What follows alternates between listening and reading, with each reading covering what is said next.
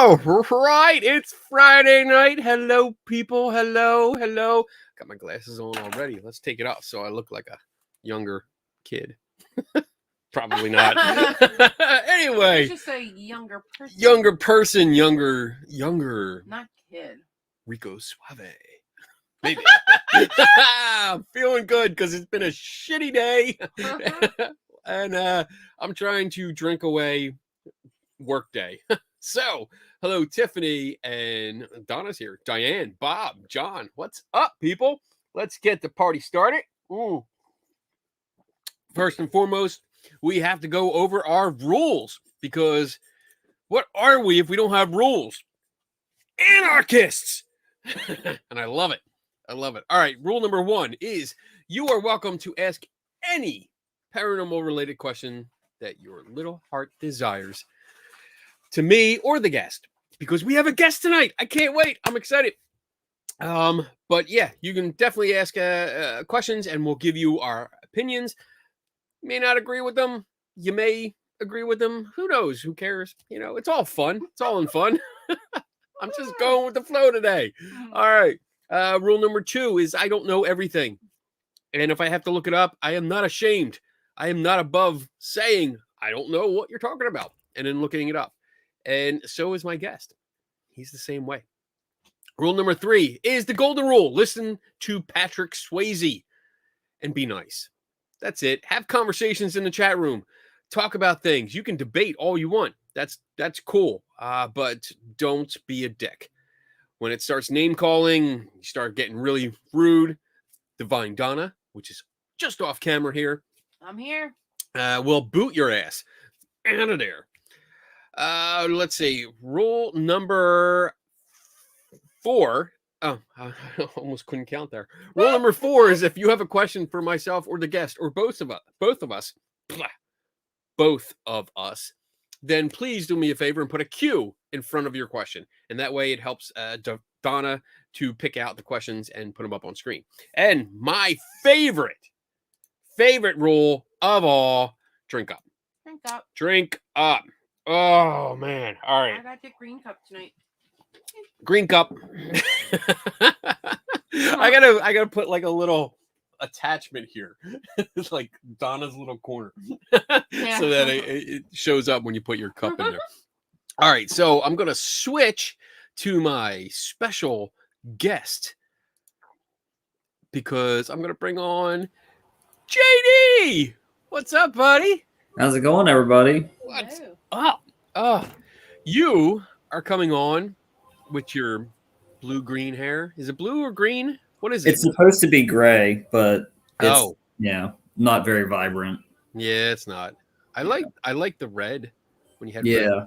That was good. Yeah. All right. I might do that for Christmas. Because my wife's gonna have like a darker green, so that if I have red, we'll totally be decked out for the holidays. That'd be good. Yeah, I like that. All right, we are going to be talking about The Exorcist. Oh, specifically the story behind the story, because last week we talked about this little magazine here, Skeptical Inquirer magazine, because last week we had Ben Rafford on, that jackass, on the show, and we talked about the Entity case. But his article and my article, which I dealt with more the photography of the Entity movie and case itself, that was only 2 stories of a 3-part special section in the issue.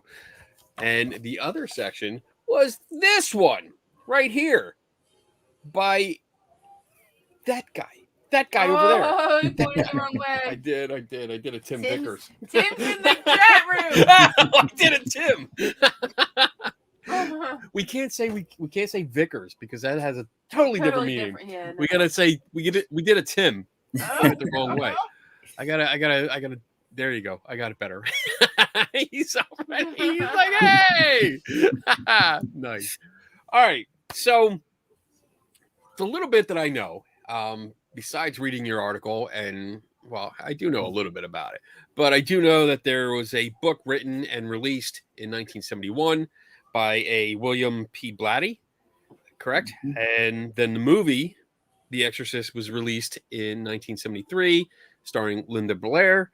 Lots of pea soup, some pretty cool special effects, practical effects at the time.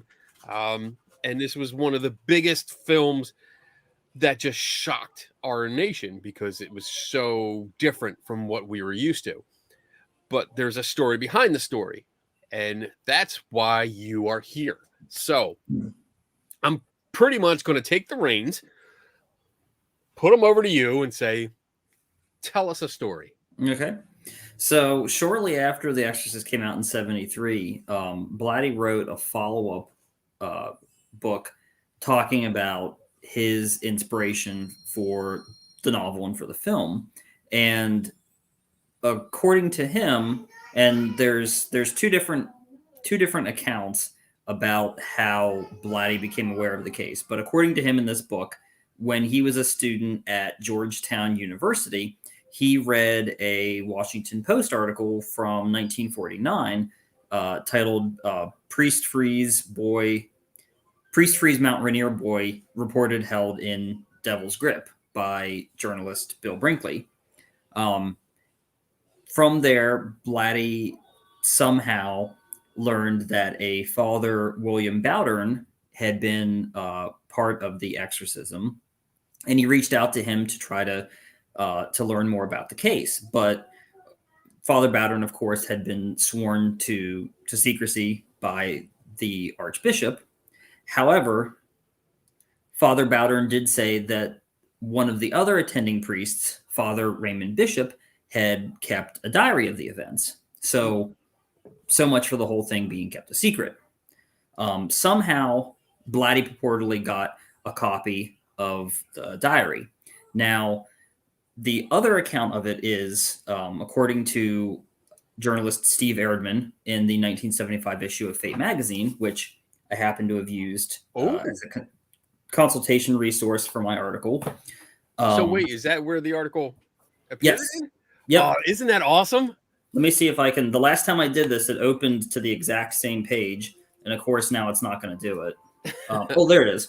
But yeah, it's got photographs, the photos I sent you. It's got photos of the diary pages and everything. Dude, that's awesome. I love when you can find like an original copy of that kind of stuff. That's awesome. Well, and this was written in 75.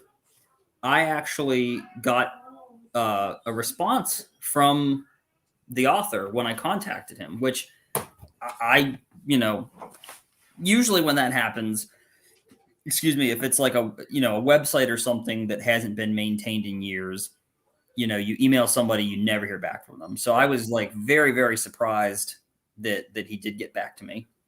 But anyway, the account that he has, he spoke to one of Blatty's professors at Georgetown University, Father Eugene Gallagher, who at the time was teaching a course about the exorcisms that Jesus performs in the Bible.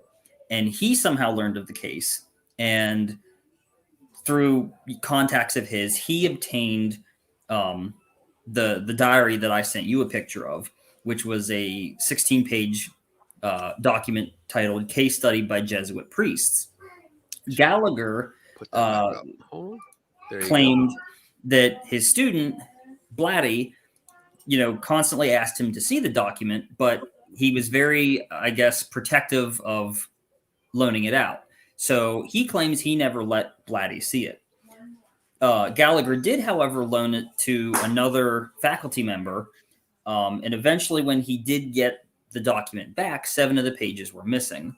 So Erdman speculates, in like just a brief sentence, is it possible that Blatty was the one responsible for the missing pages? Is it possible that Blatty otherwise, saw the missing pages? We'll never know. But those are basically the two accounts as to how Blatty learned of the case that went on to inspire him to write The Exorcist. So what do you think? So just total opinion, because obviously you don't have anything to support it, but do you think Blatty ripped the pages out, or? I don't think he ripped them out, because I feel like if you if you had the copy in your hands, and it's only 16 pages, so it's not very Right. long. Yeah. Why wouldn't you just transcribe Right. Transcribe it really quick and then get rid of it, I mean, if it was one of those where he filched it when somebody wasn't looking and the best he could do was to just rip out a few pages, maybe that's equal, that's equally plausible. I don't believe Blatty's account, if only because as I've read it, it just seems like it has a lot of holes. Maybe now I've not read Blatty's book, so full disclosure, maybe he goes into more detail, but hearing other people talk about Blatty's account, it just seems like it's missing a lot of information. Right. It doesn't make sense to me why Father Bowdern would have said, well, we're supposed to keep this a secret, but I know this other guy who wrote a diary about it. Yeah. And even if that's true, it still isn't obvious to me how Blatty would have actually gotten a hold of the diary. Did he reach out to Father Bishop? Why would Father Bishop have been willing to share it with Blatty, who, was an undergrad student? He wasn't anybody with any kind of position or anything to have any kind of authority to throw around. Okay. But the case gets a little bit more convoluted then, because the 16-page case study that Blatty's professor, Father Gallagher, had wasn't the only copy of the diary. Blatty, in his book, alleged that there were 5 known copies in existence, 2 of which were in possession of people who were involved in the case and I guess were caretakers or somehow associated with the boy who was, allegedly possessed. 2 copies of the diary were kept in archives of 2 separate archdioceses, and then 1 copy was kept in the files at the Alexian Brothers Hospital, where the second and last exorcism was performed.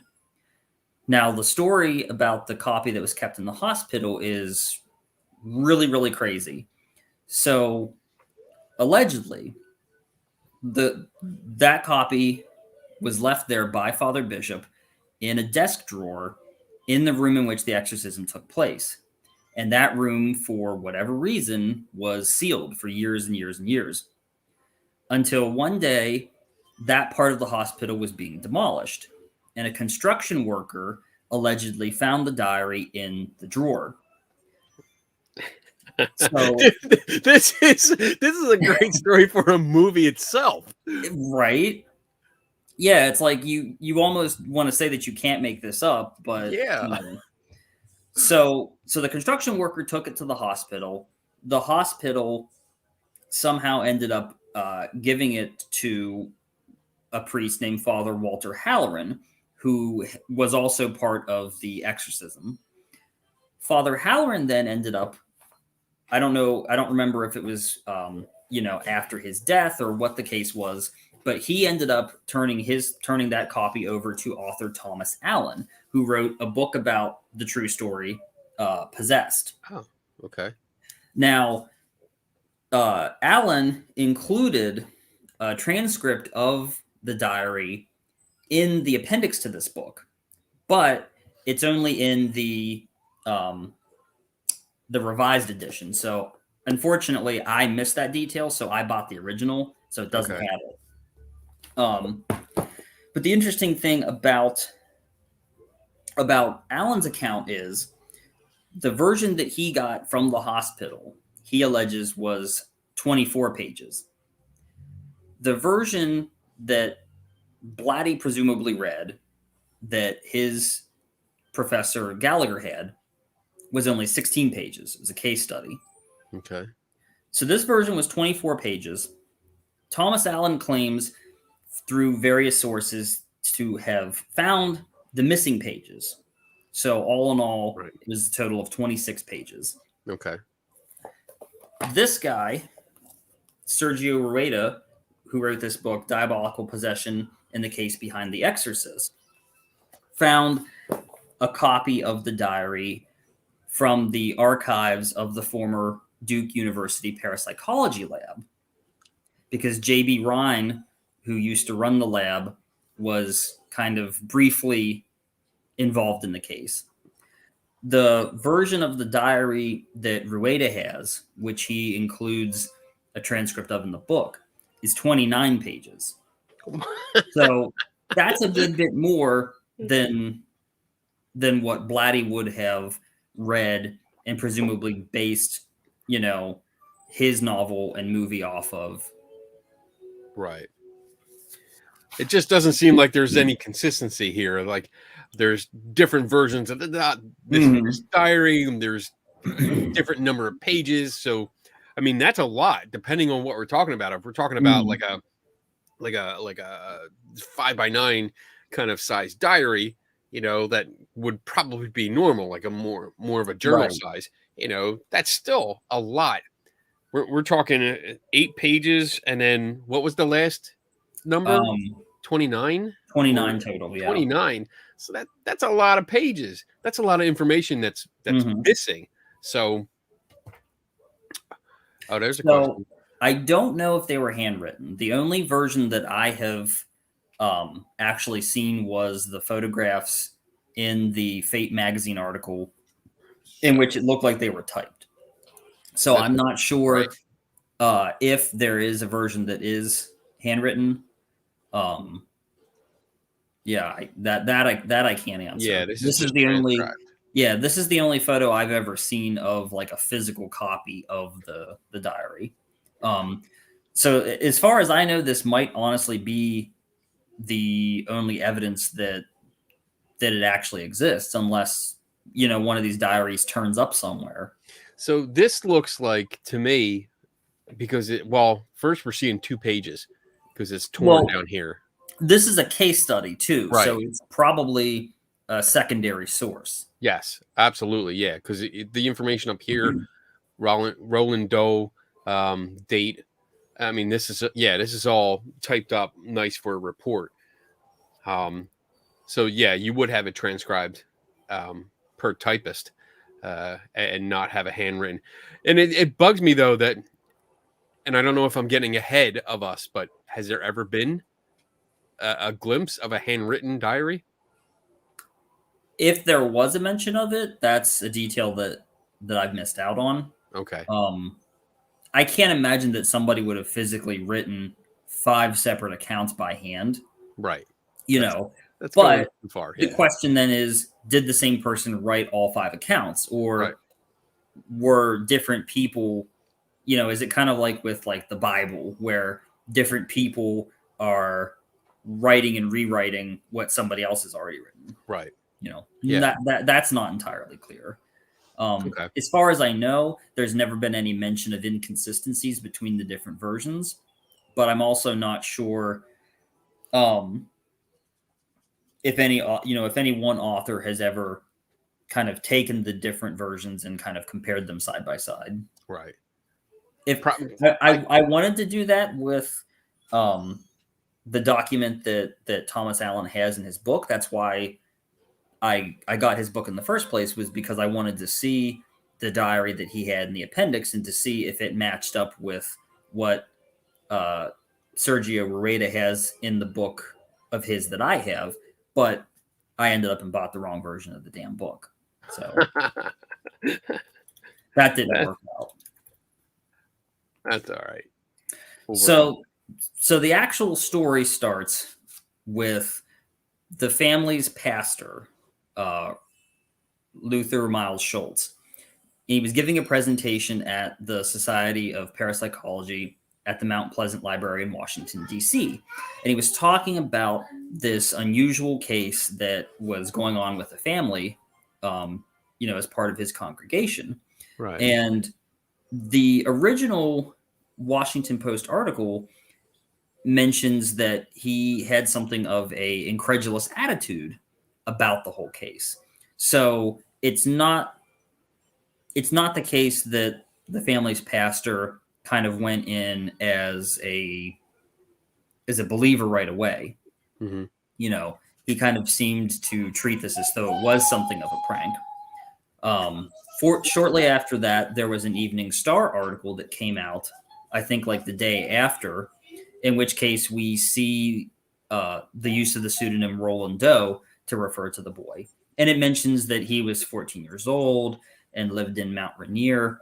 And this is where we get into more conflicting information pertaining to where the case actually took place. Some articles would say he was from Mount Rainier. Some would say he was from Cottage City. Some would say he was from the Brentwood section. Okay. Schultz claimed that the boy, Roland Doe, had been to 2 different mental hygiene clinics, had 3 different exorcisms performed on him, 1 Episcopal, 1 Lutheran, 1 Roman Catholic, which I didn't even know that Episcopalians or Lutherans had exorcisms. So it's weird. I mean, it's just a bias on my part. But I mean, I was raised Catholic up to a certain point. So like for me, that was the entire world. Everyone was Catholic to me, you know. And when you do hear about exorcisms, I think it's predominantly Catholic. You know, so to hear you say 2 other religious belief systems doing exorcism, it's funny to me, and I'm not trying to mock anyone, but I find it comical for 2 reasons. One is that there's 2 other faiths that are doing exorcisms, and the second reason is that it was like they're covering their bases. It's like, let's get everybody we know. Right. What churches can we get involved here? Let's just, cover everything just in case. Let's see what happens. So and that detail I'm not 100% sure on. There's a lot of information with poor citation, and one source will claim one thing and then you'll kind of never hear of it again. So as far as the exorcisms go, I don't know. So how JB Rhine. So the diary, we'll get into that later. This was in the late 40s, because the Washington Post article came out in 49. Okay. And the diary was contemporaneous, so I'm going to say 1949. That's when the exorcism took place. I wonder, just to interject real quick, and this is total sarcasm, but I wonder if they get a discount on the exorcisms if they got like a 3-for-1 deal. Maybe they could haggle for price. Be like, well, we had some Episcopalians out here last week, and they said they could do it. And they could do it for like $200. Have a bidding war. Hey, how's that Colt 45 doing? Works every time. All right. Go ahead, keep going. So how JB Rhine got involved was Schultz was giving a presentation for the Society of Parapsychology. Despite being a Lutheran pastor, he was somebody who was pretty interested in parapsychology. So the Evening Star article that I mentioned earlier actually has the president of the Parapsychological Society saying that J.B. Rhine said that the evidence for this case was some of the most impressive he'd ever seen, which was really interesting because when you read the correspondence between Rhine and Schultz, you get a totally different perspective. Schultz went into it definitely with more of a mind towards the parapsychological angle, but not an out-and-out believer. And Rhine also was kind of pretty skeptical, which is something that, most people don't tend to associate with parapsychology. But to his credit, he definitely didn't have as high a praise as the Evening Star article quotes him as having. Right. So then on August 11th, 1949, the Times Herald ran a story by William Flythe, which is the first where we start hearing about the details of messages appearing on the boy's body. Now, one of the interesting things about it was it quotes Schultz as saying that when he examined the boy, he couldn't detect anything more than it possibly being just a rash. It also goes on to specifically say that the boy was examined at both Georgetown University Hospital and St. Louis University. So that kind of coincides or, supports the claim about him being examined at 2 mental hygiene clinics. Okay. We still don't have any confirmation about the 3 different exorcisms, but that's at least something.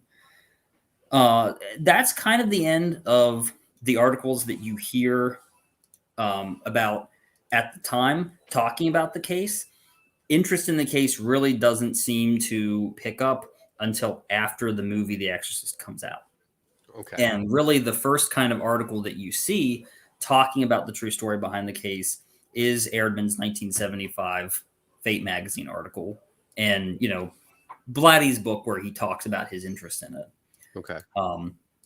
And I don't know if I had mentioned this earlier, but when I reached out to Erdman, I asked him if he had actually seen the diary that was included in the magazine. He said, no, Father Gallagher sent me those photographs back in 1975. Okay. So no one really,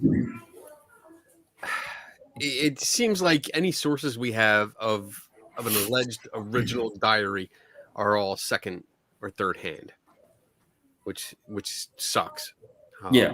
It really does, because it's hard, like from the beginning here. And when I remember reading this and then also getting into it a little bit after when you started researching it and we were discussing some of the things and I started looking into it too, I was like, you can't find anything. And it kind of makes me think like, this doesn't feel right. There's something off about this. So I don't know what to tell you. Yeah. And that was the case because I had also reached out to Sergio Rueda, whose book that I have, because his book has, a lot of information and it presumably has the fullest account of the diary. And I had reached out to him and, asked him if he had any kind of documentation that he was willing to share or, something in the way of evidence. Right. Excuse me. And I never really heard back. It was one of those where, he said he'd get around to it.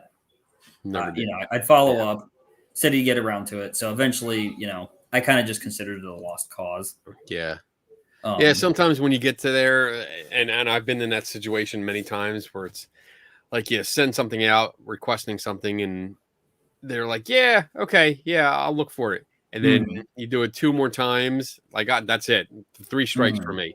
And then I get the hint. Like, okay, they're being polite, but they're not going to help me. Yeah. So, okay, time to move on. Yeah. Oh, well. So in Schultz's letter to Rhine, which was dated March 21st, 1949, we get the first of the real kind of details about the case. So this is what Schultz told Rhine was going on. He said, "We have in our congregation a family who are being disturbed by poltergeist phenomena. It first appeared about January 15th, 1949. The family consists of the maternal grandmother, a 14-year-old boy who is an only child, and his parents. The phenomena is apparent only in the boy's presence. I had him in my home on the night of February 17th through the 18th to observe by myself. Chairs moved with him and one threw him out. His bed shook whenever he was in it. When he was in bed with me, mine vibrated. There was no apparent motion of his body. I then made a bed on the floor for him, and this glided over the floor." This seems to jive with accounts in the diary, which say, at the home of, the information's redacted, in Cottage City, Maryland. So there it is, the diary, which if we're to assume is, an authoritative source, indicates that this is Cottage City, not Mount Rainier, Maryland. A dripping noise was heard by redacted and his grandmother in the grandmother's bedroom. Now, the important thing to note about the case is the family initially did not believe that this was a case of demonic possession.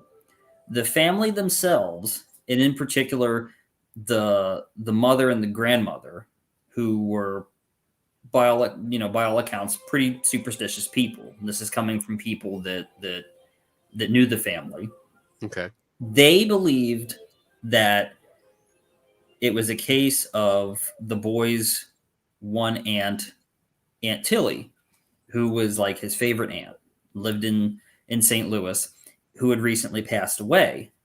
They believed that this phenomena was her doing, that she was trying to communicate with them because she had been a spiritualist and she had showed the boy and the mom things like using a Ouija board and how, explained how ghosts can use like wall tapping and things like that to communicate with the living. Oh, okay. So it's important to note the family themselves, for the longest time, did not believe that this was a case of demonic possession. It did not start as a case of demonic possession.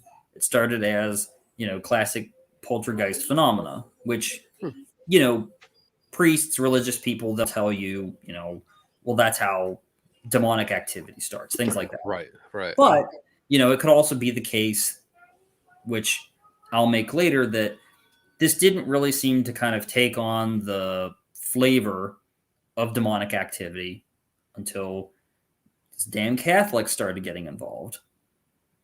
So the family brought the boy Roland to a Dr. Mabel Ross of the University of Maryland. So here's another psych evaluation, which, presumably nothing abnormal, but he did end up and was prescribed the anti-epileptic medication Barbadol.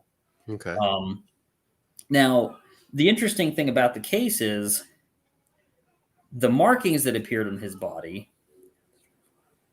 So, to answer Bob's question real quick, different news articles gave different locations for where the story took place. Some said Cottage City, some said Mount Rainier, which even today, when you read about it, because you can find news articles and website articles, things like that talk about, did you know The Exorcist was based on a true story? A boy in Mount Rainier. So I've anyway. come across that too. Yeah. Searching the records and the background checks on the people involved. Yeah,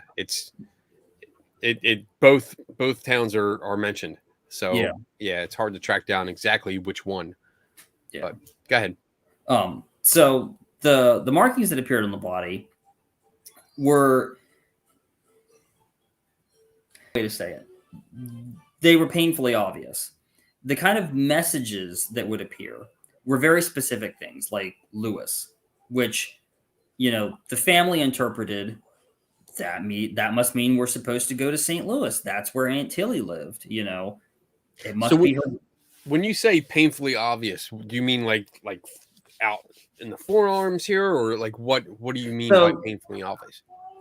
Painfully obvious, I meant that they were like not difficult to decipher. They were presumably they were very readable. Now, there's no photographic evidence, so that's kind of conjecture, but there didn't seem to be any kind of disagreement as to what the messages said. They seemed to be very clearly spelled out. As far as I can tell, they typically appeared on either the arms or like the chest, the side.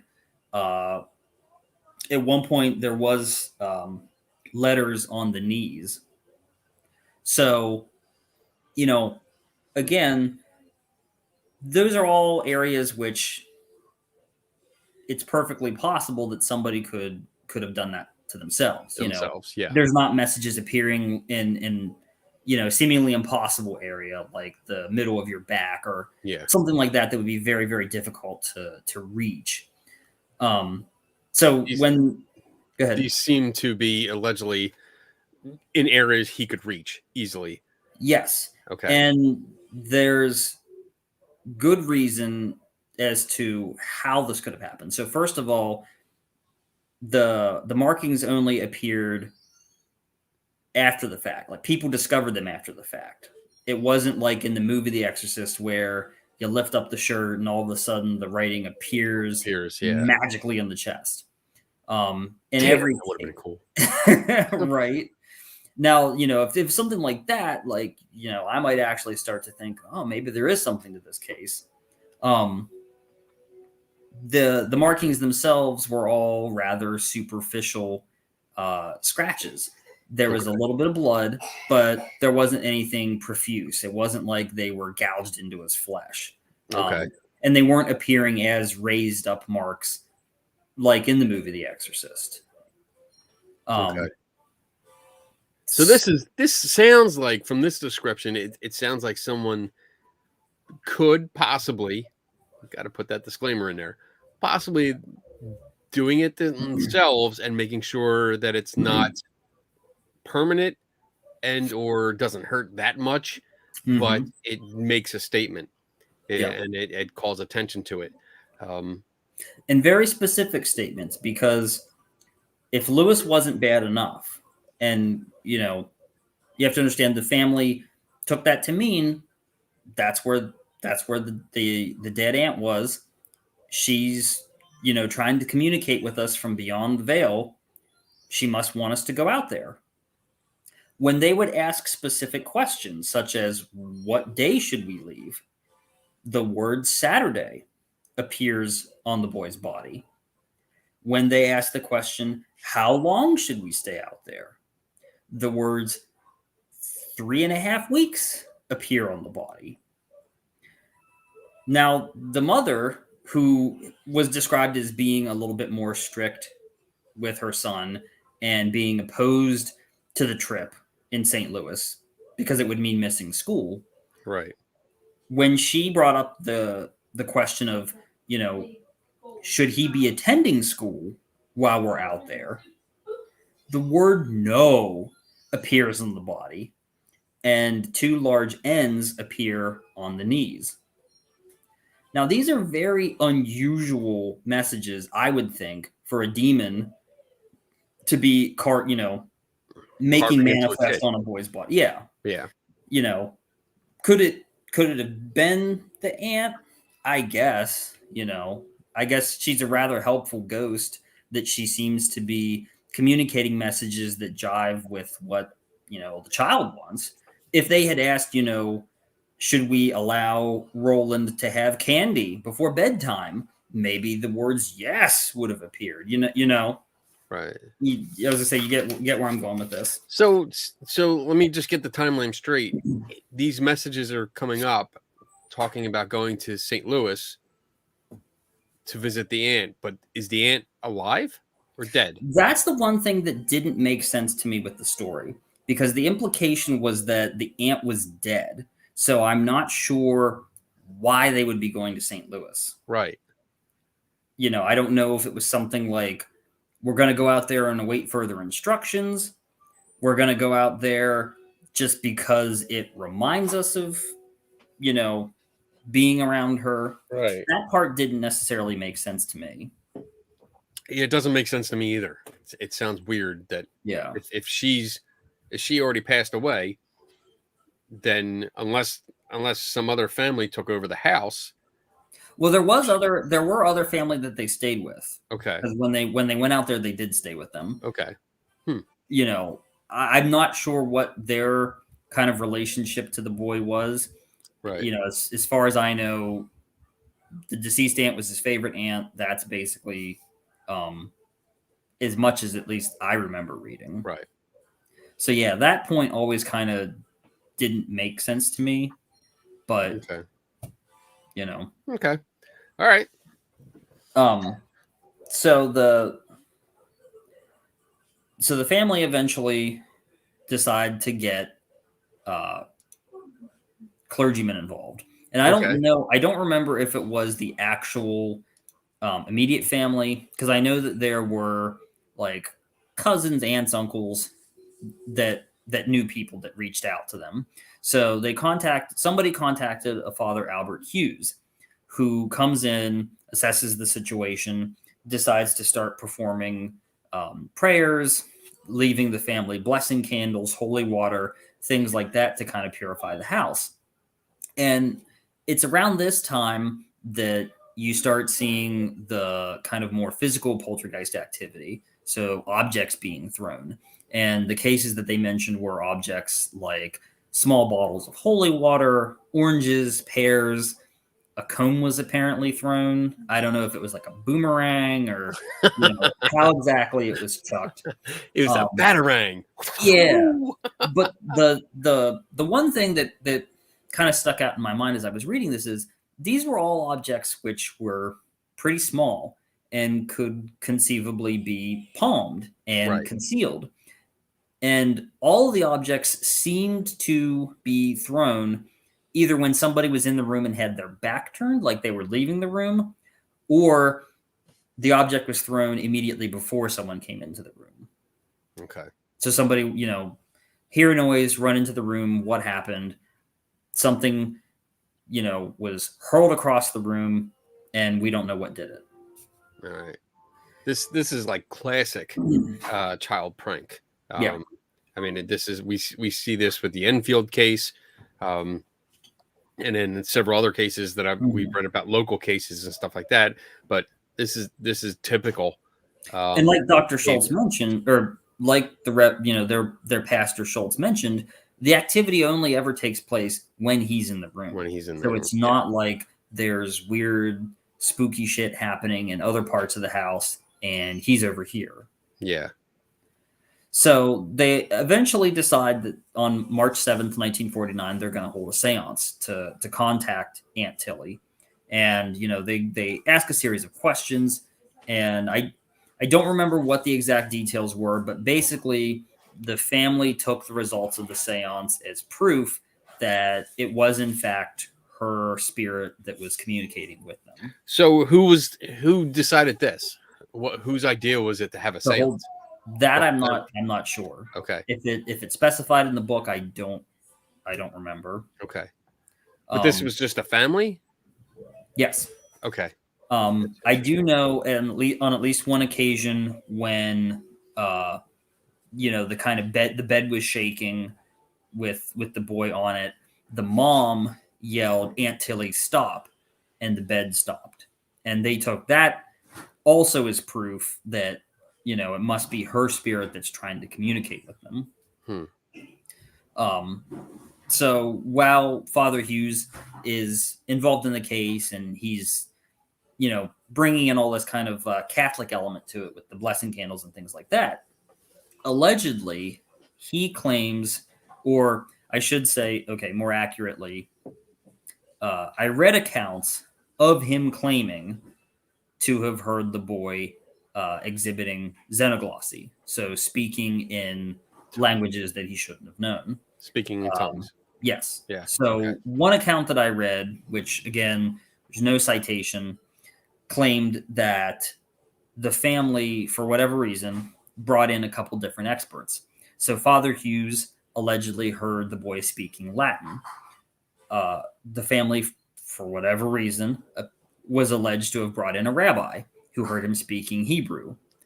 I have no idea why they would have brought a rabbi. Considering... I'm not laughing at the rabbi. I'm laughing at it. Sounds like, here we go, 3-for-1 special. And, not to disparage anybody, but I'm going to go out on a limb and say that, anti-Semitism was maybe a little bit more of a problem in the 1940s than it was today. So I'm also kind of wondering, okay, you're not Jewish, it's not exactly the best time in the world to be Jewish. Why would they be consulting a rabbi? But anyway, if that wasn't strange and unusual enough, there was also presumably an unnamed professor of Oriental languages who heard him speaking Aramaic. So if anybody had Aramaic, Hebrew on your bingo card, you can scratch those off now. So Father Hughes did not have, at this point, the evidence that the Catholic Church requires to perform an exorcism. And I want that to be very clear, because there's also, spoilers, there's going to be a second exorcism that's performed by someone else. And in that case, they also did not have the requisite evidence that it calls Okay. for in the canon law. So there's not a lot of information that I was able to find about how the first exorcism went. But all the accounts seem to say that it was an unqualified failure, obviously, because they performed a second exorcism. The most detailed account that I could find claims that somehow the boy broke free of the restraints that he had, got a loose bed spring, and slashed Father Hughes' arm, bad enough that he needed to go to the hospital. And presumably, the event was so traumatic that he basically retired and never did priesting again. Priesting. That's a I good word. think the All right. story's bullshit because I recall, and I don't remember if it was an interview, but I recall reading somewhere accounts of him doing stuff afterwards. So to me, that's pretty good evidence that he didn't just like give up and become a hermit like, Luke Skywalker in Sure. The Last Jedi. He didn't just fuck off to some island somewhere and basically become a misanthrope. Those sequels should never have happened that way. Now you got me fired up. Hey, Anyway. I got to keep you from falling asleep, man. It's We all talked right. about this. We talked about this. Anybody falling asleep yet? No? I don't Yeah, you think better wake the fuck up. Donna's already tired, though. Well, Donna's had a I long can day. forgive her. Yeah. I can, and our audience is pretty good. I don't think anybody's going to get too ornery in the chat Yeah, They've been good. they've been good. They've been very Yeah. nice and respectful. That's good. because they We know can if be they're not. disrespectful. They know if they're not, I'll curse their ass. Oh, bring it, bitch. I'm still. I got a couple cursed items downstairs, but I'm still waiting for one to work. So You better keep them under lock and key. You never know. nope, I let them out. They do whatever they want. They all play down there all together, so they're cool. They're cool. All right. So by March 9th, there's another Catholic priest brought in, Father Raymond Bishop from St. Louis University. Another family member knew him, brought him into the case. So he, kind of does much of the same with the prayer candles, things like that. But he takes it a step further and he brings in this special first-class relic that he pins to the boy's pillow. Now, the interesting thing about this is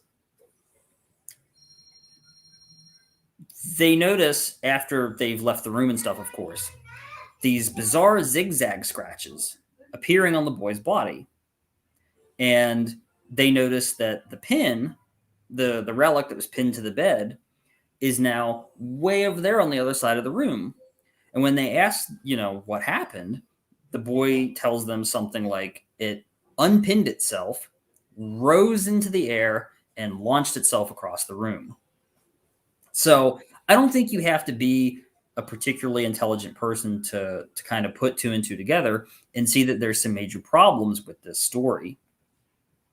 And being that, again, I don't know if it's true, the part about the boy taking a bed spring and cutting the priest, Right. but there's what I would consider compelling evidence that he had within his reach, within his access, objects with which he could have been harming himself. He could have been carving, cutting, whatever, messages into his body. Considering that in some cases, the markings appeared more as rash-like than specific messages, I think it's fair to speculate that, in some cases, maybe the markings that appeared on the body were stress reactions. Maybe they were, something that was purely dermatological. Or maybe it could be the case that, depending on what he had easy access to, maybe it was, times where he could only kind of make marks appear on his body by, consistently rubbing or using friction, or even just his fingernails. Yeah. I'm not an expert, but I would think if you had something sharp like a pin or, any kind of like sharp metal, that would leave a very different kind of mark on the body than if you just had fingernails. Yeah. And I mean, well, depending on what the people did, because we're talking about, and this kind of goes into what Carol's asking here, when you have adults that are around checking this thing, depending on their beliefs and how they're viewing this, they're not going to check everything. If the kid was alone and these kind of messages showed up, the first thing I would do is check his fingernails and see if there's any blood or skin under his fingernails, just to see, like, all right, what do we got here? He's doing it himself. And then you mentioned that this item, this relic, is that what you call it? A relic that was pinned to the pillow next to him. I mean, that's giving you a sharp. That was dumb. That was just dumb. I mean, to put it point blank, it was dumb to put a sharp object next to this kid. Whether you believe he's doing it himself or you believe that he might be possessed, you don't put sharp objects near them. That's just, I mean, I don't know. Like, that's like horror movie rules 101. Right. Don't fucking do that.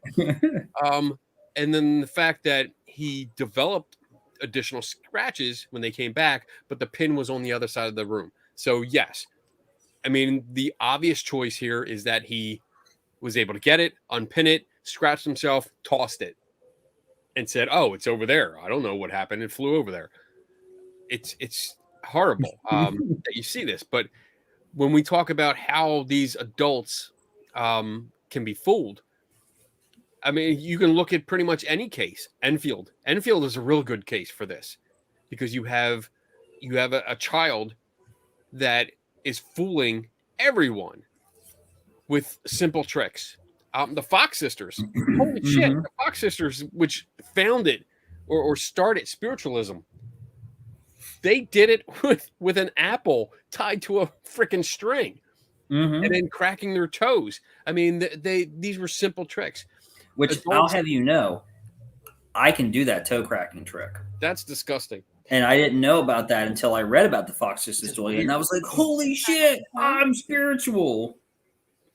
The way they, I mean, we'll have to try that. I can't crack mine. But like, to do it loud enough where it's audible to a room full of. Tell me if you can hear it.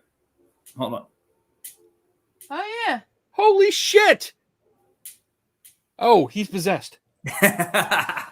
Obviously, you're possessed. or he's hitting the stapler under the table with his foot. Oh, he could be doing that. Do you want to see my foot? I'll put my foot. No. Yeah, man, I'm just trying to be the skeptic Funny. here. That's funny. Oh wow! I've never met somebody that could do that. I can't just have a possessed toe. Well, I mean, hey, see, you could make some money. Yeah, you could fool somebody. We can do some toe clicking. At least, like a couple hundred years ago, I could have. I mean, honestly, though, with Carol's question there, adults can tend to be stupid sometimes. I hate using that word, but now it's also important to point out the diary account was only kept by I think it was Father Bishop.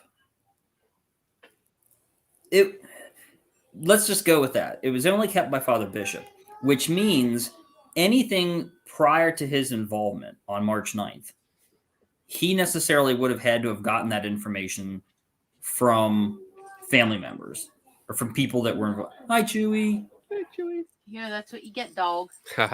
So all of the accounts prior to his involvement, he wasn't there for. He was getting that information from somebody else. So that, the one main point in the article that I wrote was a lot of the information from this case, you have to call it into question because it's coming from somebody else's recollection, Right. He's relying on exactly. Yeah. He's relying on the trustworthiness, truthfulness, and the reliability of whoever it was that he was talking to about the things that he didn't witness. Right. And that's it's you can't discount it completely, but you really have a lot of red flags that come up because yes, I mean, eyewitness testimony, and this is something that we've talked about on this show plenty of times. Eyewitness testimony is not the most accurate thing in the world. Sometimes it's downright shitty. But if you're taking that eyewitness testimony and their perception, which comes with all their biases and filtering, and now you're telling it to somebody else and you're getting that second hand or third hand, it's really not reliable. It really isn't. And when it comes down to it, I mean, it's a cool story, but it's not reliable as fact. Yeah. And you just have to take that into consideration. I mean, basically the wrap up at this point is, Father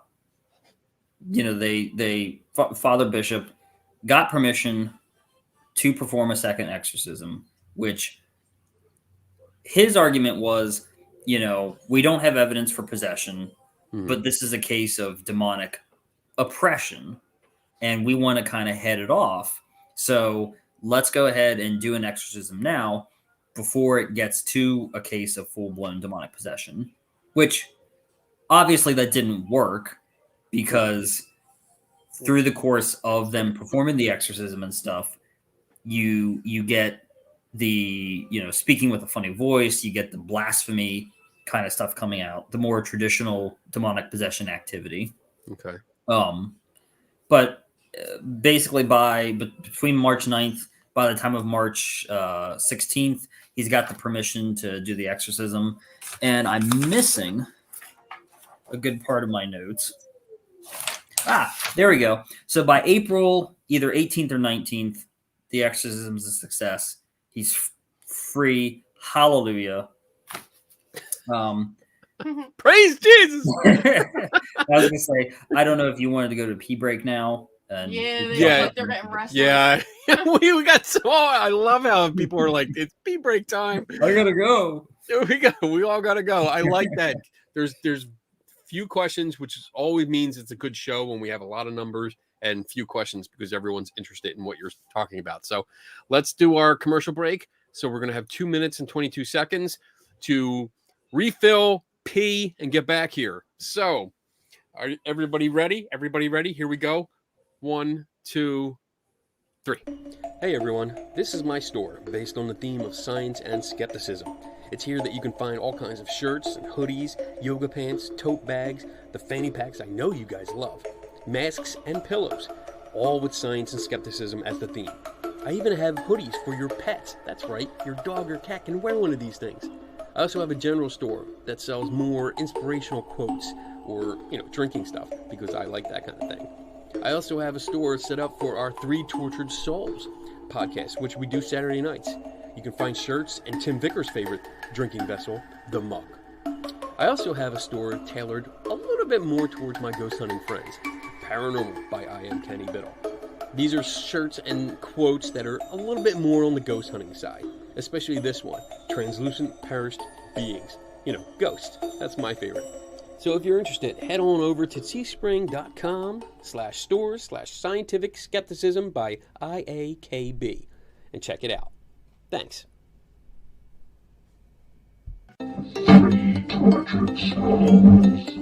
Are you tortured by what you see and hear about the paranormal field?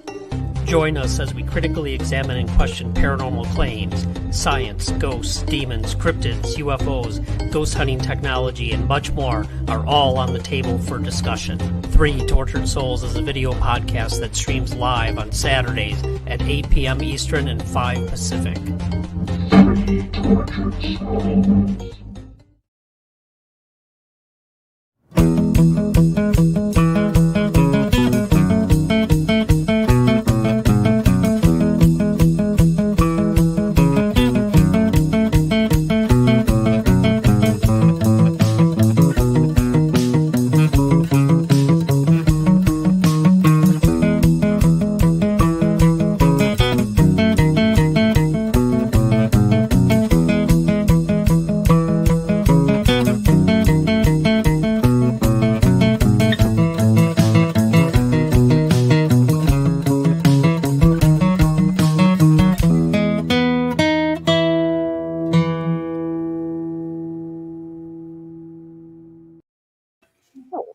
Right. I love when we both make it back just in time. I just want to say to everyone that's watching, if you have a event or something and you want to do a commercial, I do not charge. Just because I've tried to before. Nobody wants to pay for advertisements, which is all right. So if you want to do like a 15, 20-second commercial or even 30-second commercial, let me know. And send it to me and I'll put it up and rotate out my commercials. So, all right. So we are back. I am good. I have emptied one bladder and I have filled my cup. So not with the same fluid. So we're good to go. Where are we going next? So basically, all that's left really is to kind of bring up a few interesting points. One of which I kind of want your take on, and then I want to talk a little bit about how exactly other investigative journalists uncovered the true identity of Roland Doe. Okay. And I want to make that very clear. Very little of this was any kind of discovery on my part. It was more going out there and reading the work that other people had done, which, is no small feat in its own. There's still to this day articles that are put out talking about the true story and getting details wrong or, omitting the details entirely in favor of sensationalism. But, an incredible amount of information is out there. It's been out there for many, many years. And the work that people like Mark Upsasnik and Steve Erdman, Mike Madonna put into uncovering the truth is really kind of inspiring. Awesome. So we've talked about we've talked about the markings on the body. We've talked about the objects kind of being thrown. One of the things that I thought was most interesting was one of the first kind of phenomena to appear was the kind of tapping sound or the banging sound. And it's particularly interesting because of how peculiar it was. So when the case started, when the family's pastor, Luther Schultz, was kind of first involved, what was going on at the time was every day at 7 p.m., this kind of tapping noise would sound. And I don't have a exact description of it on hand. I missed taking that note, but it was rhythmic. It didn't, I'm not sure if it had a distinguishable pattern, but it didn't seem as though it was random. It started at 7 p.m. every day, and it would fade away around midnight. And the interesting thing about it was that it would become more distinct the closer that you got to it. Nobody ever found the source of the noise, but depending on where you were in the house, which floor you were on, and how you were moving through the house, the sound would either become more distinct or sound farther away.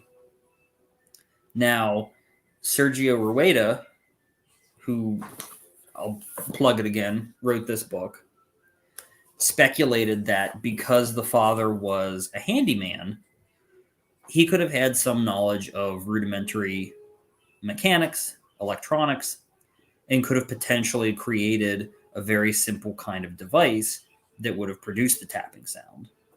Say, hide it under a floorboard and, wind it up or however, and then just let it go. Mm-hmm. The argument being that, according to people who knew the family, the father tended to spoil the child and was a lot more, I guess, understanding or sympathetic towards him, whereas the mother was a lot stricter. And the father also wasn't as superstitious as the mother or the grandmother. So Rueda's speculation was this could potentially have been a hoax generated on the part of the boy with some participation from the father.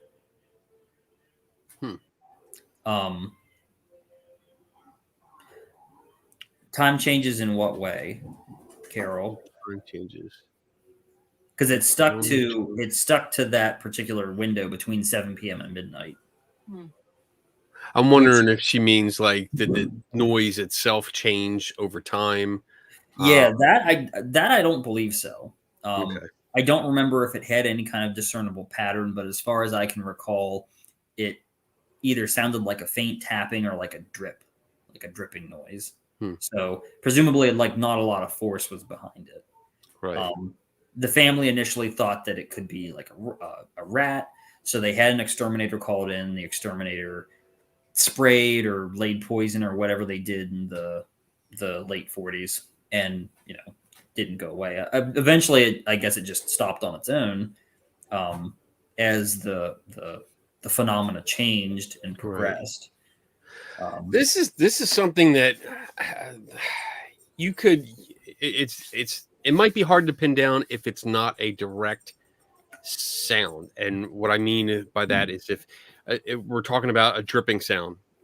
That's how it seems to be described, some kind of dripping sound. So we might be dealing with water and pipes. So it's possible that you have a leak somewhere, and it doesn't have to be actually in your plumbing.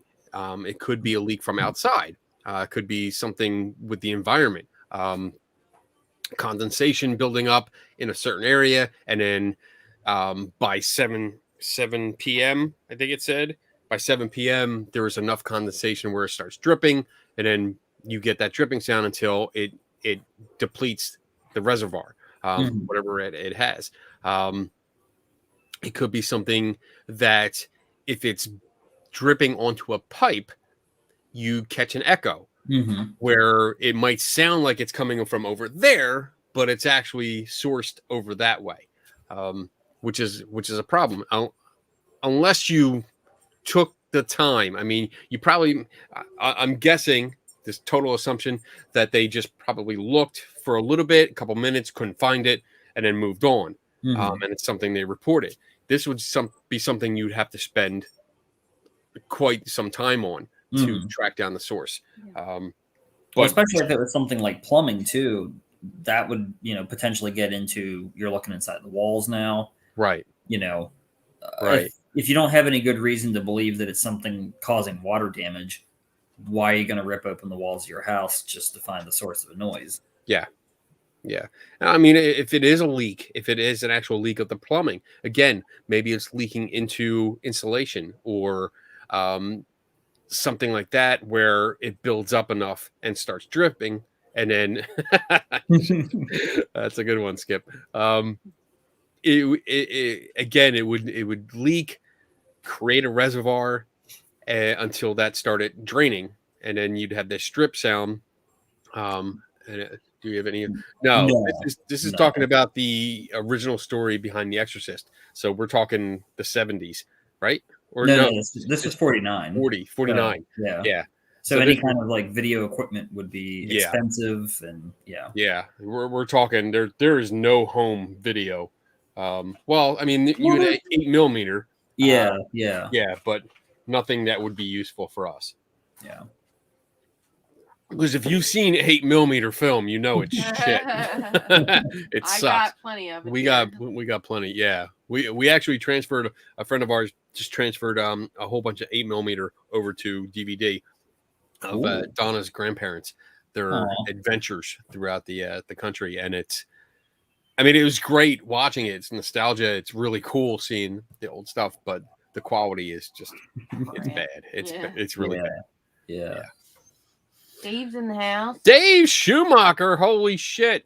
If Tim's still here, we got all three tortured Jenny's souls. here. Jenny. All right. So we're talking about this kid. We're talking about the kid now.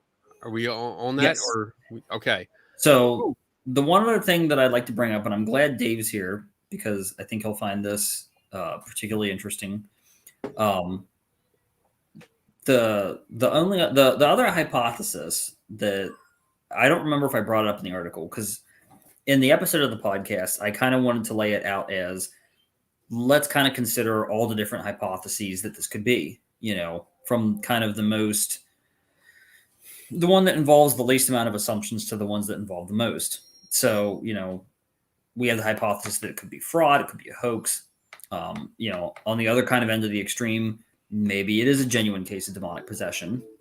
But one of the other hypotheses that I talked about in the podcast was that it could be something parapsychological. So J.B. Rhine and the family's pastor Schultz, in their correspondence, they both leaned more towards it being something psychokinetic. So I think what they particularly had in mind was what's known as recurrent spontaneous psychokinesis. So their hypothesis was that the phenomena was being caused by the boy himself. They looked at the reports from the mental hygiene clinics as they had assessed. And of course, Schultz interviewed, had spent time with the boy personally. And basically their idea was he was having a hard time adjusting to puberty, basically, and coping with the death of the aunt. And the phenomena was an example of psychokinesis that he himself was the cause of. So Ryan specifically said in a letter to Schultz, the puberty hypothesis is the one to watch in this case. So I thought that was interesting. You have the family on the one hand who are convinced that this is something to do more with spiritualism, where it's the ghost of the dead aunt. Mm-hmm. You have the family's pastor and J.B. Ryan of Duke University thinking that this is something parapsychological. And then on the other hand, you have the Catholic priests that come in and think it's a clear-cut case of, demonic activity. And it's not clear to me where or at what point the family's belief shifted. At what point did they stop thinking of this as the aunt being responsible, the aunt trying to communicate with them? And at what point did they accept, I guess, these Catholic priests know what they're talking about. This must be a case of demonic activity. Right. It's very hard. All we can do is speculate. That's it, because there's just not enough evidence to make any kind of determination here. Right. From our perspective. I mean, we're looking at this like, shit. I mean, if it happened 49, so 50, 60, 70 years ago. Yeah. We're looking way, way, way back in the time machine here. But I don't. I try to go with the Occam's razor. I mean, it's just, I would go with the simplest explanation, and there's opportunity for mischief here. So yes, that might be taking the definite skeptic approach. I get it, but I would, in today's world, I would set up cameras all over the place. Oh yeah, and I would get the parents' permission and set up cameras and not tell the kid. That's what I would do. But you couldn't do that back then because it just wasn't available. That wasn't technology and or availability prevented that. Yeah. But yeah, I mean, that's. You could even make the case that the nature of the phenomena changed as the influence on the boy's belief system changed. So when the case started, it was kind of more spiritualist phenomena. So you had the knockings, the rappings, the messages, which seemed to indicate that it was the aunt, the deceased aunt speaking. But then when you introduce this element of Catholic priests coming in, and especially after they begin performing exorcisms, then you see the kind of demonic voice being put on. You see the more violent behavior, the lashing out physically, which, I mean, granted, if you're being forcibly restrained while an exorcism is being performed, you're probably not going to just lay there with a smile on your face. You also see the kind of the cursing and the blasphemy coming out as an example. One humorous example I would like to point out: at one point when they're performing the exorcism, which the exorcism ended at the Alexian Brothers Hospital. That's where the boy was supposedly, freed from the grip of Satan, and that's where the hospital was, where the diary was. While that was going on, at one point they mentioned there was, and this is a direct quote, there was passing of wind through the rectum. So apparently blasting ass is also demonic activity. So, if you're somebody who's like super, super gassy like me, you might want to get that looked at. So, Good to know. We are maybe, not right. maybe my mom's right. Maybe, all this devil stuff really has kind of opened me to diabolical influence. I don't know. I always blame the tacos, but well, for Dave's question here, I mean, the opportunity was there as we discussed this throughout tonight. I mean, there Dave, if you've been tuning in, plenty of opportunity. Where, because you mentioned several times these things happen when people are out of the room or their backs were turned. So definitely an opportunity for that to happen. Motivation could be attention, could be lashing out, could be not wanting something to I mean, there's plenty of motivation ideas, and again, this is speculation only. So I don't know for sure. So jumping ahead a little, and I mean, we pretty much kind of exhausted talking about the case itself. Now I kind of want to transition into how did they uncover the identity of the boy. Mark Upsasnik, the investigative journalist who is the first person to really have uncovered the identity, actually talked to people in Cottage City who, hey, interesting topics, man. And fart jokes are always funny. Yes. I don't care what anybody says. Mark Upsasnik actually talked to people from Cottage City who knew the boy and knew the family.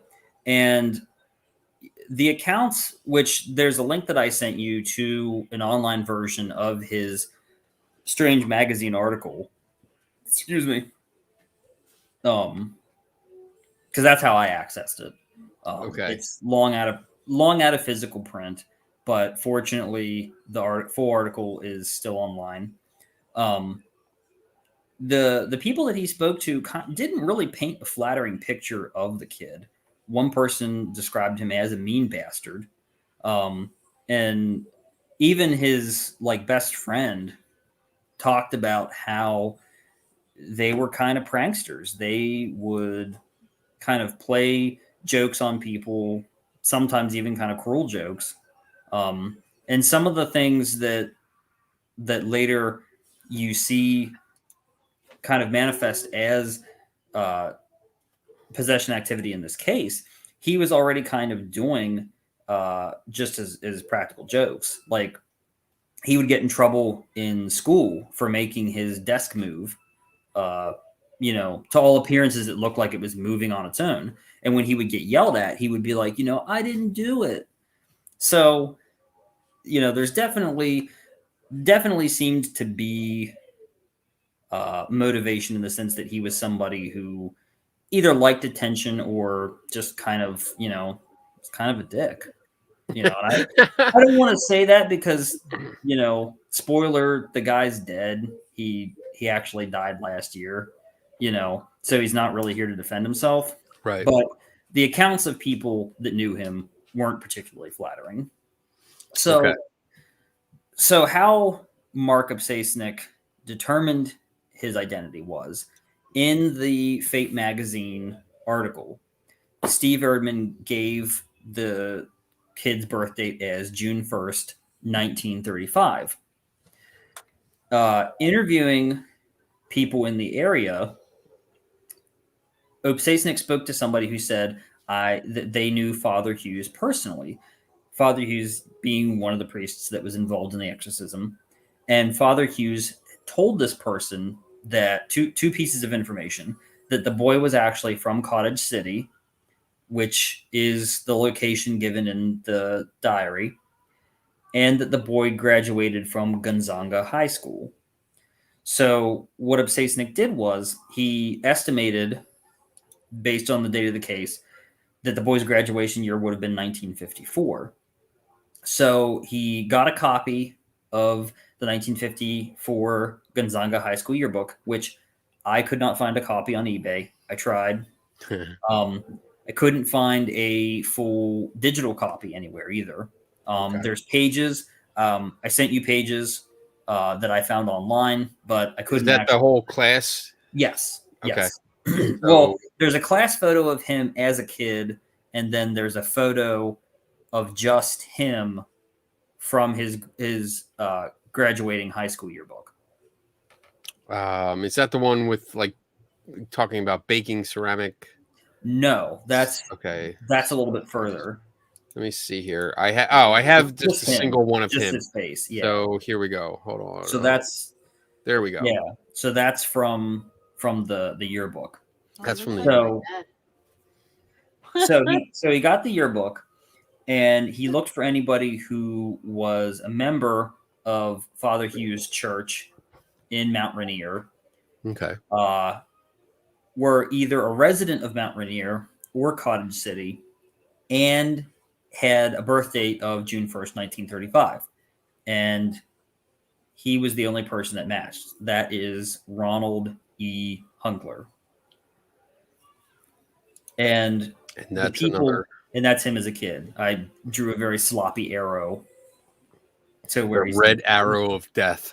So that's I don't remember what year that was, but I believe that was around the time that the exorcism took place. Yeah, I think in our discussion we were talking about that, and yeah, it came up. This would have been what he looked like. Mm-hmm. Because I think we did find a year, but it's very obscure. But yeah, okay. And the people that Mark Obsesnik had spoke to in the area did confirm that was his name, that was his identity. But at the time that he wrote the article, and he told me this in correspondence with me, that he didn't feel comfortable publishing his name at the time. Okay. Yeah. So, that's understandable. Yeah. Yeah. I mean, it's just a kid. There's I think he tried to talk to him, and yeah, he really wasn't interested, which, is understandable. Right. But you can imagine, you wouldn't want to create a situation where people are going to be finding somebody and going and bothering them. I know that you've talked about the kind of negative attention that the Conjuring films have generated, and negative attention for the people that own the house, negative attention in the sense that I think people have vandalized the grave of is it pronounced Bathsheba? Bathsheba. Bathsheba. Yeah, it's Bathshe. Yeah, Bathsheba.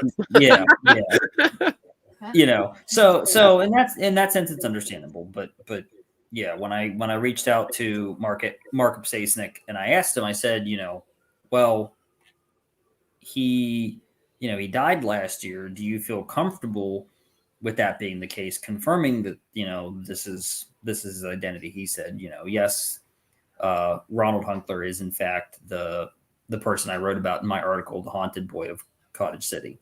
Right. Which, I mean, shut up, Dave. Keep drinking, bitch. And I mean, I don't know how the rest of Ronald Hunkler's life turned out, but he went on to work for NASA, developing some kind of ceramic shielding for the rocket engines. So that was the other picture that we had. Yeah, right?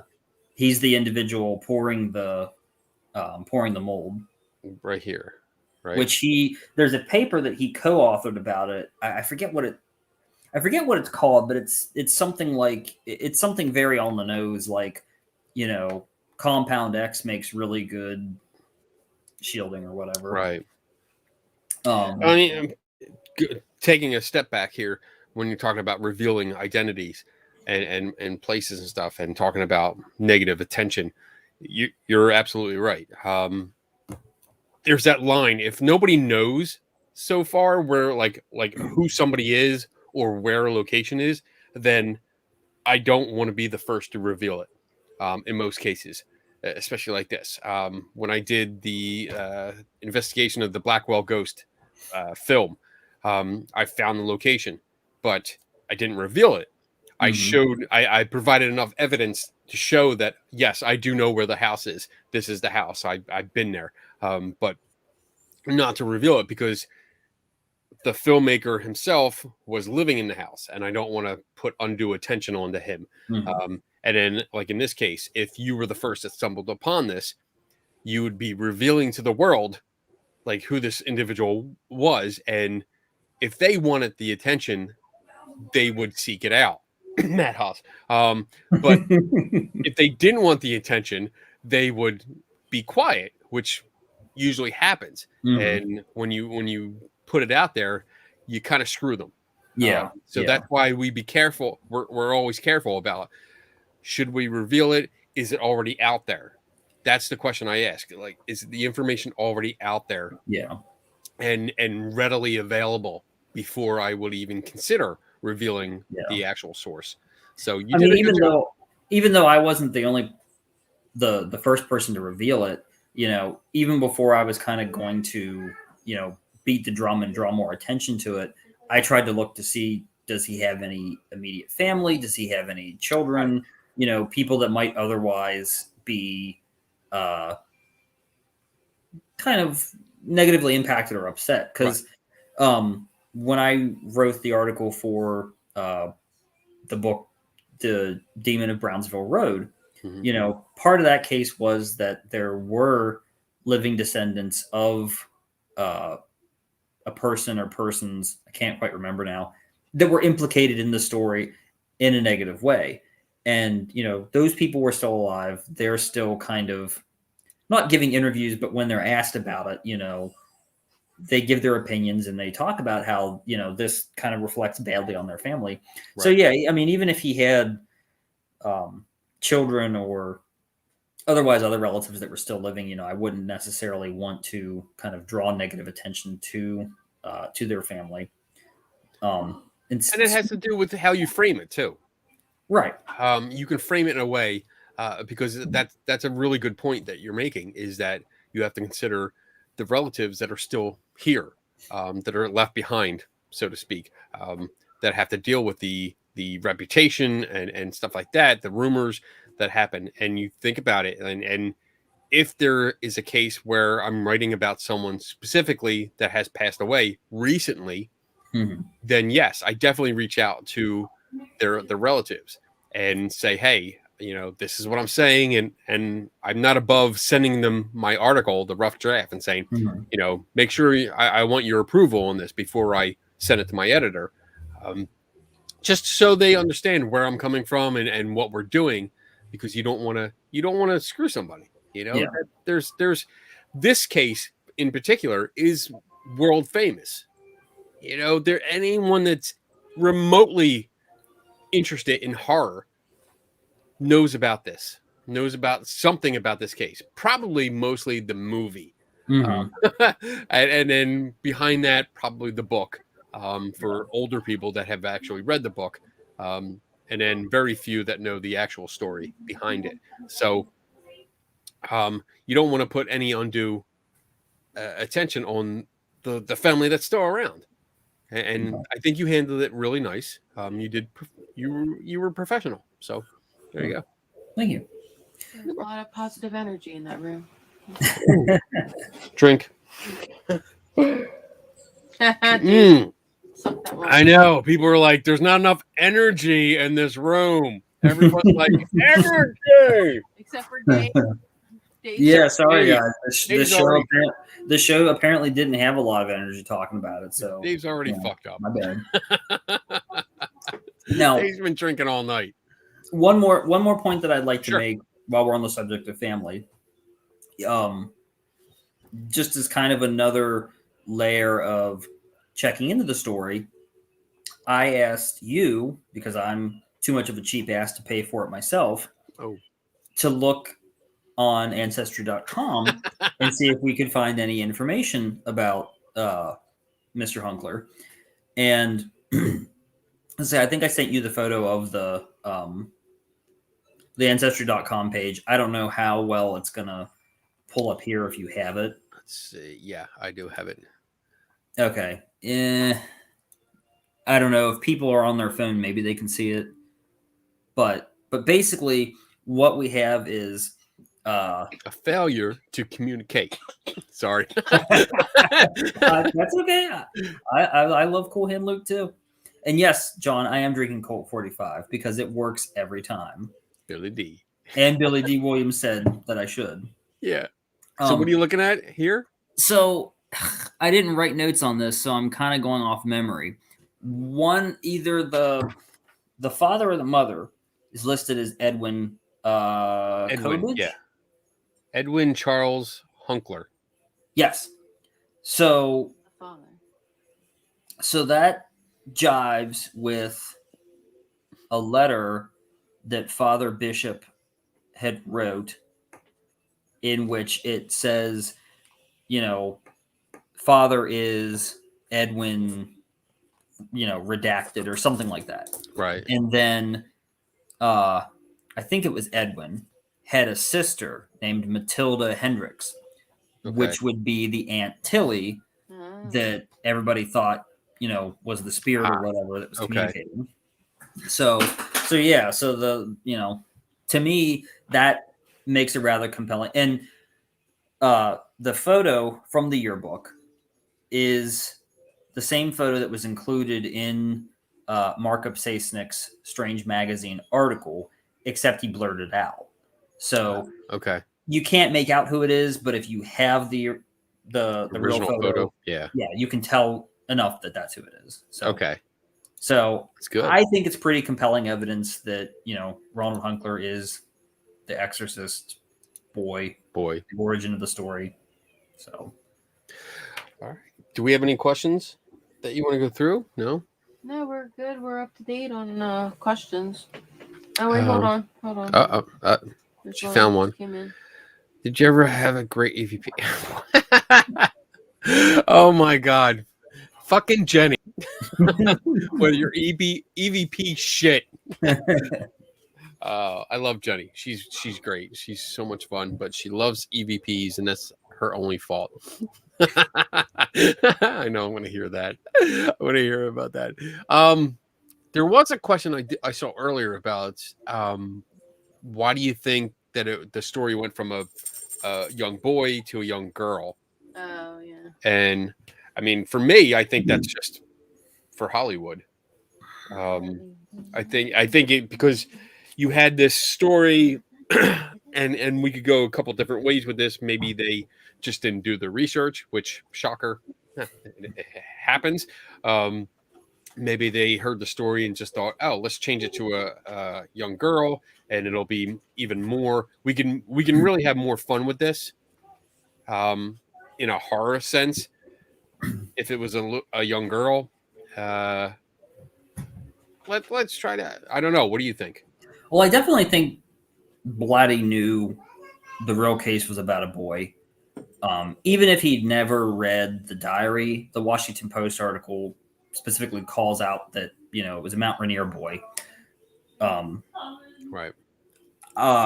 So my pure conjecture is, you know, he changed it to a girl because the dynamic of mother and daughter, there's something more, maybe more compelling about that than, you know, mother and son.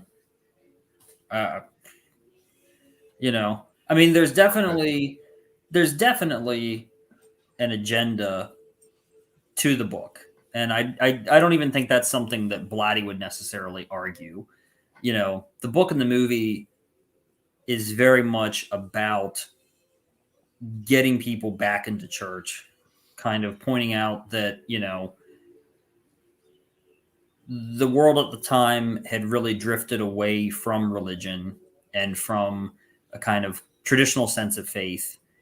And, you know, what better way to portray that than kind of this hip, cool, non-church going Hollywood actress mom and a kid who's dabbling in, you know, playing with Ouija boards.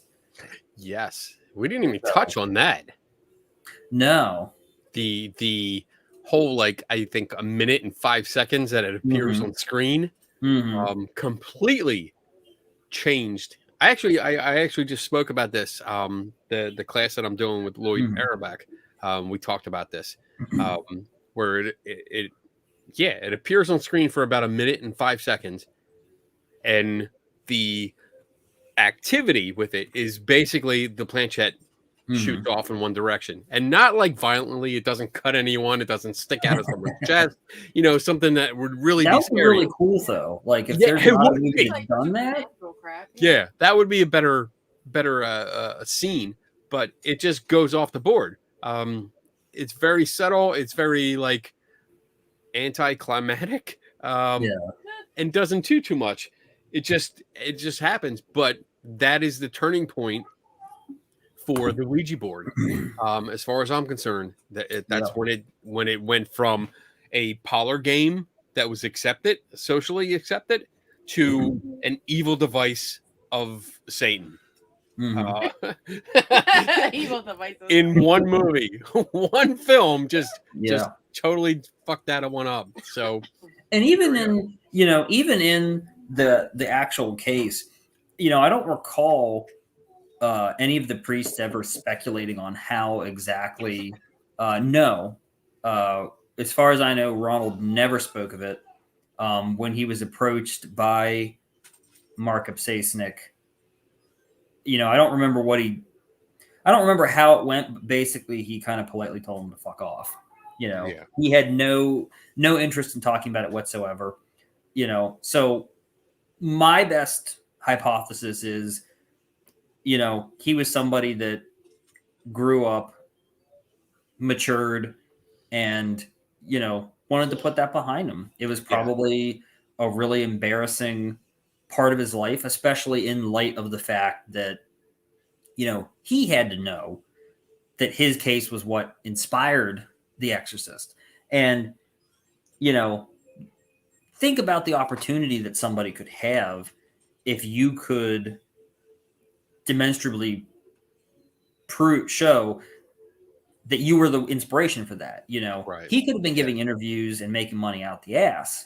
No shortage of people would have wanted to talk to him about that. Right. But, not once did he ever come out and publicly acknowledge it. So I definitely think that, there's good reason to believe on his part that he, was maybe a little bit kind of embarrassed about it and didn't want to acknowledge it. Yeah, I mean that's what it feels like to me after reading through, what information was available. It was probably embarrassing, maybe, and yeah, I'm speculating, and I know Dave's gonna probably jump on me for this, but it goes along with like the Fox sisters. They eventually admitted that they made it up, and people still believed it was real. Still believed them. So if I'm going to say if he was hoaxing it, then it's not something you want to dwell on. But even if it did happen, if something like that did happen to you, and it's you can imagine, I guess if you can imagine some kind of other entity taking over and doing all this stuff to you, it would be embarrassing. You wouldn't want to keep reliving that. You wouldn't want to keep doing, shut up, Dave.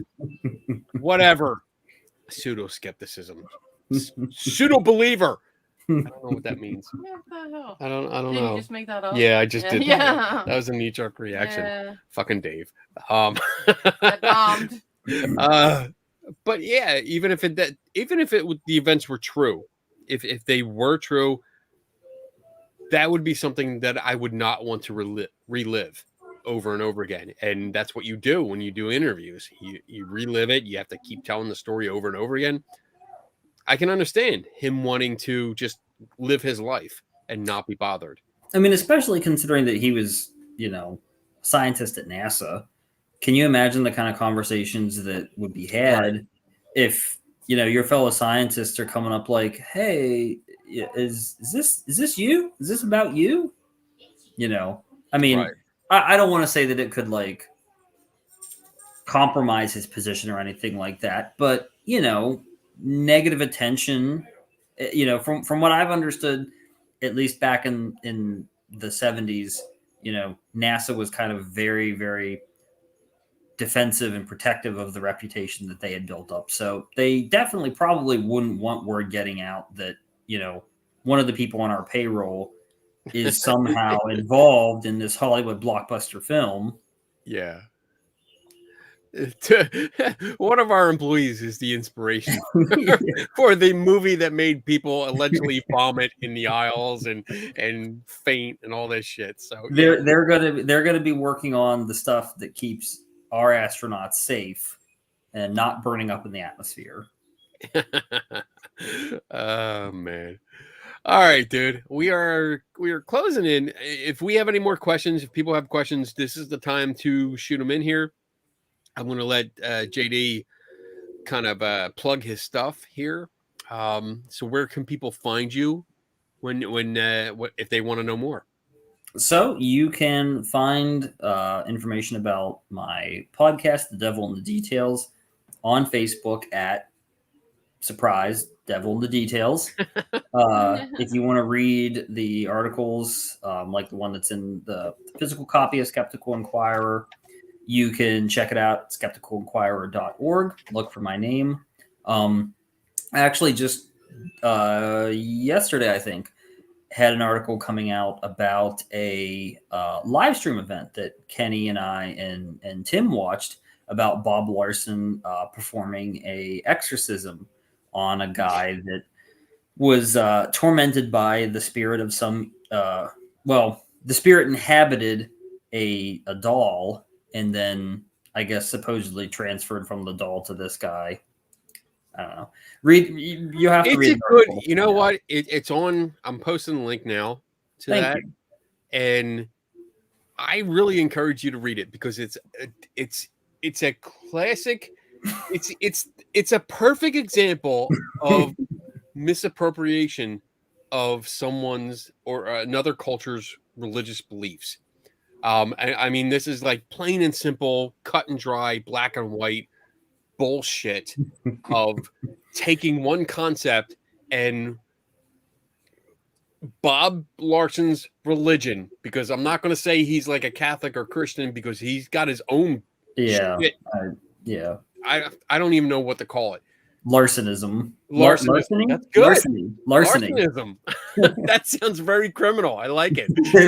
I like it a lot. Larsonism, just looking at another religion and demonizing it. I mean, literally demonizing it and making it look bad. And when you get into the history that you did in this article, it's spectacular. You're like, holy shit, it's a completely different meaning. This Larson has no fucking clue what he's talking about, except that he does. I'm pretty sure he does, and he's just capitalizing off of it. He's just making money off of people's fears. What a man, I can't stand that guy. Yeah, that's the one thing about Bob Larson I've honestly not made my mind up on. I can't tell whether he is a grifter or whether he genuinely believes the drivel that he sells people. And I think to some degree I'm kind of psyching myself out and thinking too much about it. It could be a very kind of clear-cut case, but I find myself making arguments on both sides. Yeah, I agree, Dave. 100%. I'm with you. Yes, and Tim, 3TS in the house, man. We watched that episode, and we might have to do it. I think Tim and I were talking about it while we were watching it, but I think we're gonna have to do that. Like one of his live shows, we'll rebroadcast for 3TS. And just so you guys can jump in and just we can all have commentary, because it was just very it was.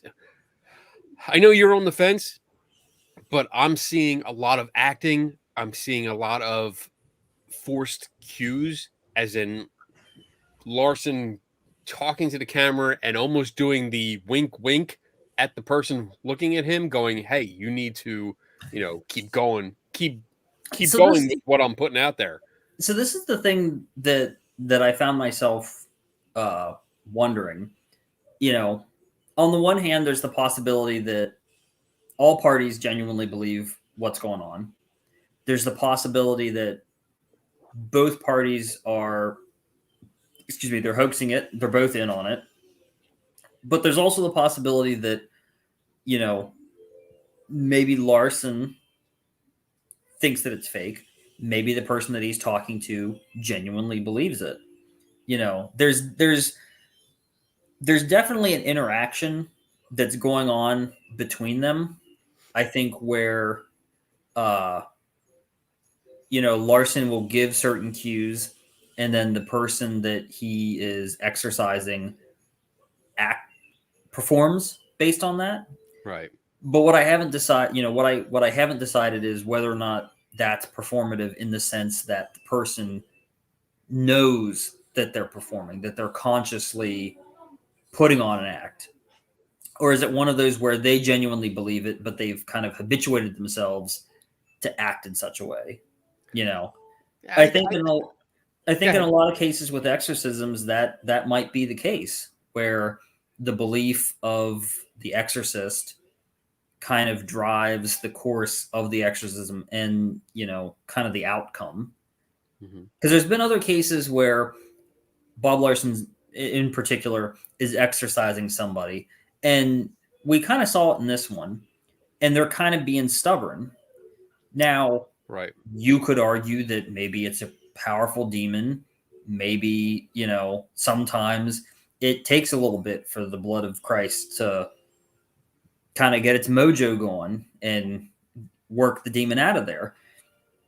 But I also have to wonder sometimes if it's not that the person who's possessed, the demoniac, has a kind of certain idea and expectation about how difficult things are supposed to be. And the exorcist, Bob Larson, has a totally different idea. And maybe Bob Larson's like, let's keep this show running. Let's get this over with. And, the person who's possessed is maybe not quite playing ball. So they kind of have to be brought up to speed. And there's certain kind of cues that Larson can do to kind of usher things along. Yeah, I just got the sense. I mean, and it's difficult to translate this or transfer this to the audience or you guys watching now, because we watched, I don't know, it was like an hour and a half. Not including the 20 minutes of him just talking and answering questions in chat, which was painfully boring. Yeah. So there's a lot that we saw, that we watched, and we were commenting the entire time. And at one point, the gentleman that, and you summed it up really good. You covered this really good. We were all on the impression that this young man that he was Skyping with or video chatting with was the one to be exorcised.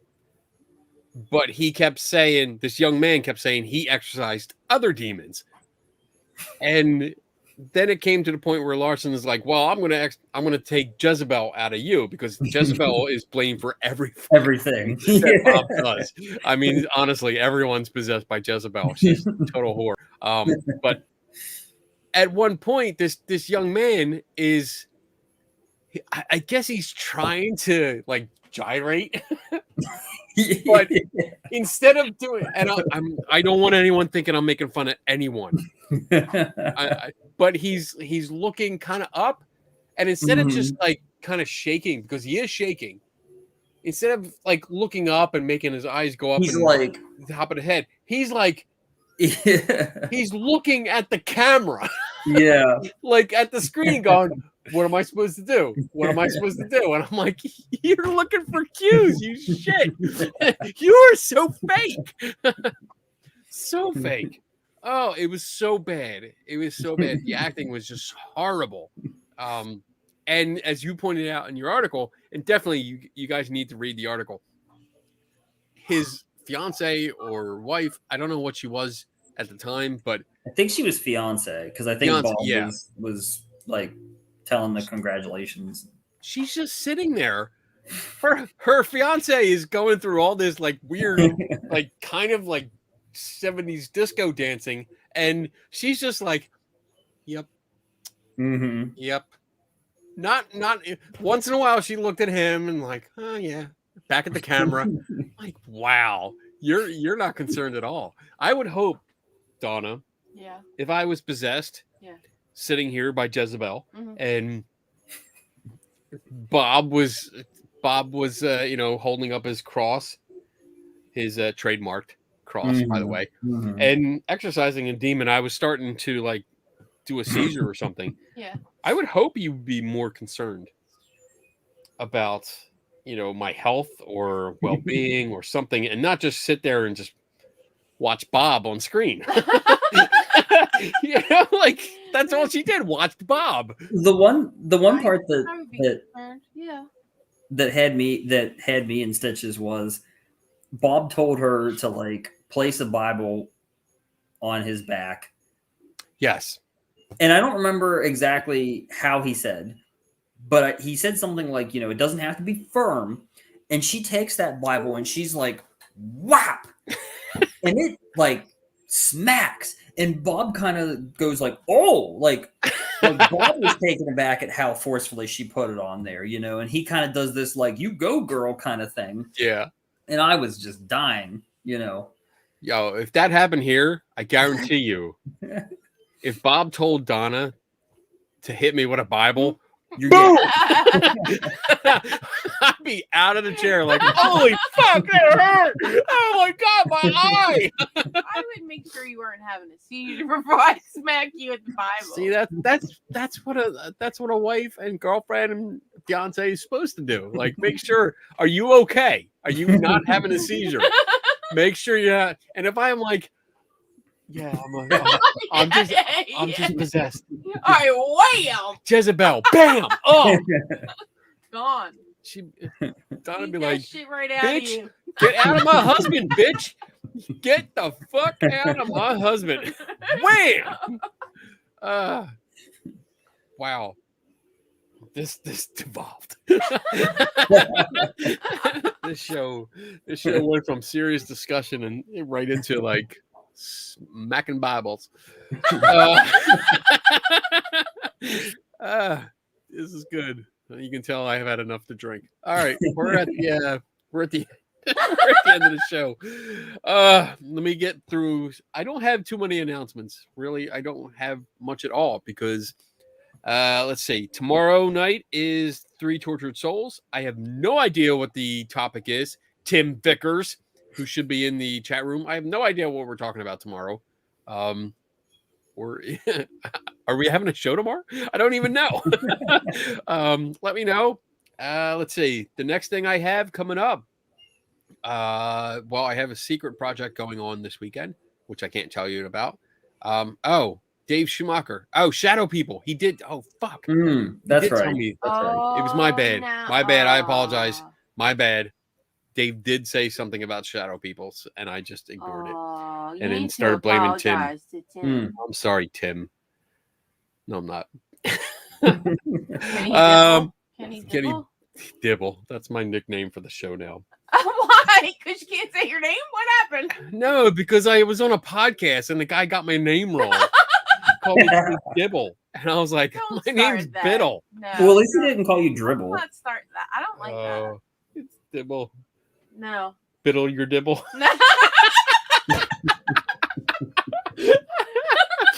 Oh my god.